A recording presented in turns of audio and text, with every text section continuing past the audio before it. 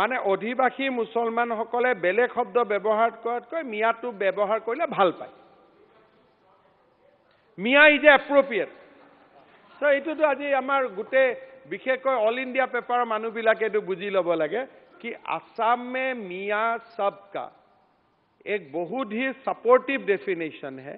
असम का इमिग्रेंट मुस्लिम लोग मियाँ बोलने से खराब नहीं पाते हैं मियाँ बोलने से वो अपने आप को सम्मानित महसूस करता है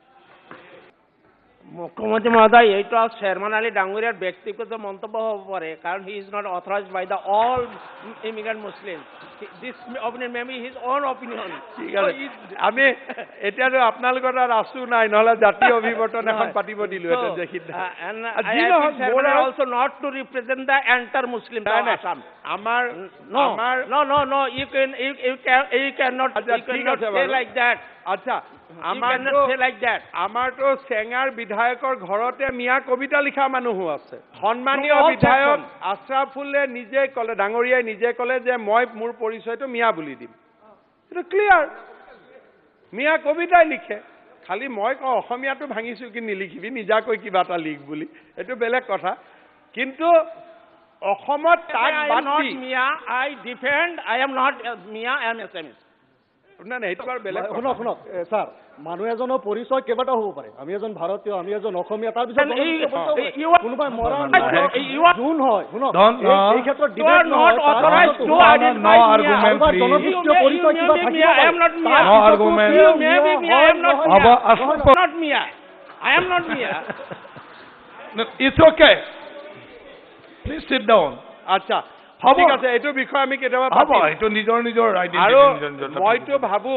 যে হাউসত এটা প্ৰস্তাৱে আহিব লাগে যে অধিবাসী মুছলমানসকলক আমি কি বুলি মাতিব লাগে এইটো চেয়াৰমেন দা এটা আনিব পাৰে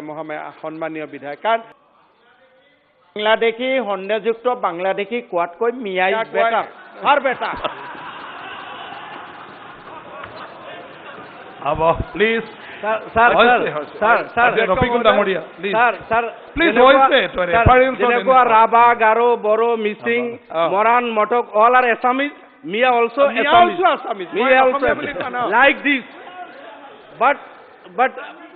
eneko kobo lagib Moran, Motok, Raba, Garo, Boro, Mising equally Mia also. মইতো অসমীয়া কবৰ কাৰণে ৰখি আছো যোনদিনাখন আজমল সাহেবে হুইপ দি দিব যে সব ঘৰত দুটা বাচ্চা হ'ব লাগে সিদিনাখনে মই কৈ দিম এইবোৰ সব অসমীয়া আমি আজমল সাহেব কালিয়ে কথা কৈ দিম এইটো কৈ দিব আজি আপোনালোকৰ ধুবুৰীত ৰিজাল্ট কি হয় মই নাজানো মইতো তাত নাই এটা কোন জিকে মই নাজানো কিন্তু তথাপিতো আজমল সাহেব অসমত জানে যে মুছলমান সমাজৰ ভিতৰত এজন বৰিষ্ঠ ব্যক্তি বয়সৰ ফালৰ পৰা পাণ্ডিত্য সব আছে এবাৰ যদি ইউডিএফে আৰম্ভ কৰি দিয়ে নহয় যে অসমত মুছলমানৰ সন্তান দুটা হ'ব লাগে